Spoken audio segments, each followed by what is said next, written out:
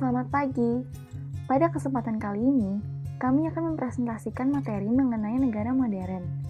Sebelum memulai presentasi kami, izinkan saya untuk memperkenalkan kelompok kami. Kelompok kami terdiri atas Alicia Vika Ezaria, Jennifer Angela Kezia Hutapea, Muhammad Kaulan Sadida, Rahel Hutuli Taramanda, dan saya sendiri Selvi Valentina Wirya. Pertama-tama, saya akan menjelaskan mengenai modernisasi.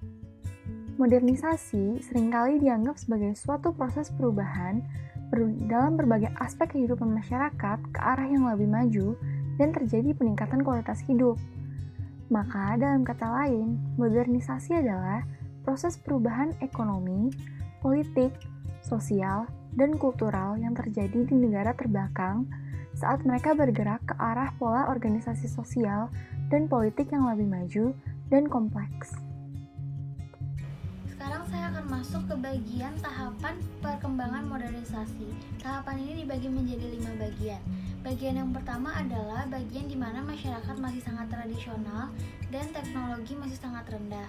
Yang kedua, ada tahapan prakondisi tinggal landas. Tahapan ini adalah di mana manusia sudah mulai mengenal pendidikan dan memahami pendidikan sekuler, serta memahami juga paham dan konsep mobilitas kapital. Yang ketiga, ada tahap tinggal landas. Tahap ini adalah di mana manusia sudah mulai memiliki perkembangan sektor-sektor yang penting di kehidupan mereka dengan stabil. Yang keempat, manusia sudah mulai memiliki dorongan untuk lebih mapan di kehidupannya di bidang ekonomi. Dan yang kelima, masyarakat sudah mulai stabil dan memiliki tingkat keinginan yang lebih tinggi dan lebih modern, sehingga masyarakat mulai memikirkan keinginan lain seperti keamanan dan kesejahteraan. Selanjutnya, adanya ciri-ciri negara modern. Yang pertama itu, urbanisasi. Urbanisasi merupakan perpindahan masyarakat dari desa ke kota. Hal ini ditujukan untuk mencari penghidupan yang lebih baik. Yang kedua itu, adanya pendapatan per kapita yang meningkat. Hal ini disebabkan karena produksi dan konsumsi dalam masyarakat juga meningkat pula. Yang ketiga, adanya lembaga kemasyarakatan untuk peradilan masyarakat. Yang keempat, terjadinya interaksi sosial antar masyarakat. Yang kelima itu adanya penjelasan tentang kekuasaan dan wewenang di suatu negara tersebut. Yang keenam itu adanya perubahan norma-norma sosial. Selanjutnya terdapat syarat-syarat modernisasi. Yang pertama, sistem administrasi negara yang sudah baik. Kedua, cara berpikir masyarakat yang ilmiah yaitu berdasarkan bukti. Ketiga, adanya sistem pengumpulan data terpusat. Keempat, terciptanya iklim yang sesuai. Kelima, adanya tingkat organisasi yang tinggi. Dan yang terakhir, terjadinya sentralisasi wewenang perencanaan sosial. Terakhir, yaitu proses terjadinya negara di zaman modern. Yang pertama, penaklukan atau occupied, yaitu merupakan terbentuknya negara pada daerah atau wilayah kosong yang dikuasai. Contohnya pada Liberia yang diambil alih oleh para bekas budak negro orang Amerika, yang selanjutnya Liberia dimerdekakan pada tahun 1847. Yang kedua, peleburan atau fusi, yaitu penggabungan dua negara atau lebih menjadi suatu negara baru yang berdaulat.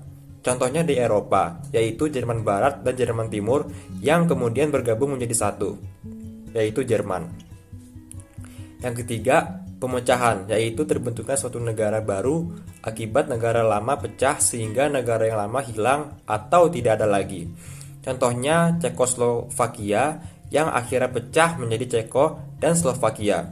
Yang keempat, pemisahan diri atau separation, yaitu terbentuknya suatu negara akibat suatu bagian wilayah ingin memisahkan diri dari suatu pemerintahan sehingga membentuk negara baru. Akan tetapi, hal ini berbeda dengan pemecahan. Dalam pemisahan diri, negara yang lama tetap ada.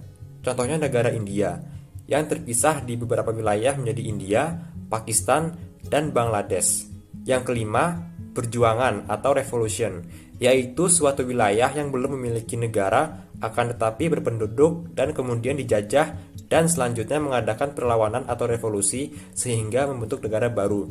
Contohnya negara kita, Indonesia. Yang keenam, penyerahan atau pemberian kemerdekaan yang banyak terjadi pada negara-negara bekas jajahan suatu kolonial seperti Inggris dan Prancis. Contohnya negara Kongo yang dimerdekakan oleh Prancis. Dan yang ketujuh, pendudukan wilayah, yaitu terbentuknya suatu negara akibat terjadinya eksplorasi ke suatu wilayah yang berpenghuni akan tetapi tidak memiliki pemerintahan.